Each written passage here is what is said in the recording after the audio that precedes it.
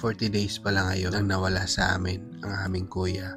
Ang bilis ng panahon, parang kahapon lang kasama pa namin siya. Masaya, puno ng tawanan, pero ngayon, naiwan na lang ang alaala. Nandito kami ngayon sa Golden Heaven, sama-sama bilang isang pamilya para gunitain ang ka-40 days na pagpanaw ni kuya. Nagtipon-tipon kami dito, hindi lang para alalahanin siya, kundi para ipagdasal ang kaluluwa niya. Sana kung nasaan man siya ngayon, payapa na siya at nakangiti habang pinagmamasdan kami.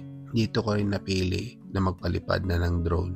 Gusto ko lang makunan ang mga sandaling ito, mga simpleng tagpo pero punong-puno ng pagmamahal at paggunita para kahit ganitong malungkot na pagkakataon, may maitatabi kaming alaala.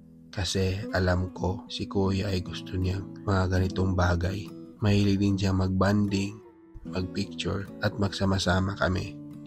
Pagkatapos naming magdasal, kumain na rin kami kasama ang mga kamag-anak at kaibigan. Yung mga handa, simple lang, pero ramdam namin ang pagmamahal sa bawat putahe. Hindi lang tungkol sa handaan, kundi presensya sa bawat isa na nagmamahal kay kuya. Isa rin ito sa pamaraan ng aming pamilya para magbanding sa kabila ng lungkot. Nahanap pa rin namin ang dahilan para magsama-sama at magbigay lakas sa isa't isa. Kung nasaan ka man ngayon, sana ramdam mo pa rin ang pagmamahal namin. Hindi ka mawawala sa puso't alaala namin. Mahal na mahal ka namin kuya. Patuloy kang mananatili sa amin. Hindi lang sa alaala, kundi sa bawat dasal, kwento at pagtipon-tipon ng pamilya.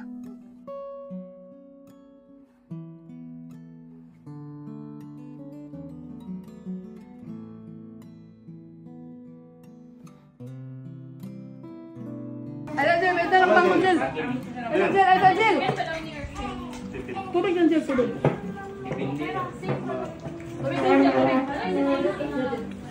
Tubig lang Jel. Ang kanbib. Ako karon.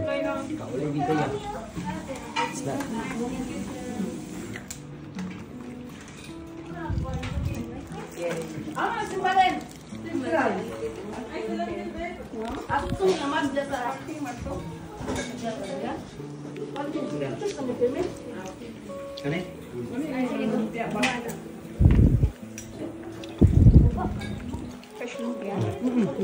Nah.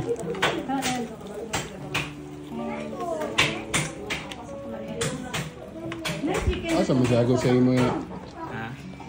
Sila si Agos. Aman mo. Mayroon din. May lang. Paspas na kayo ni mo kan bay? Paspas mo dula. Lagi kaya. Paspas na Jakol. Paspas ni mo Jakol. Abdul. Abdul Jabbar. Okay, pataon ka. Nakaw lagi sa daan din niya.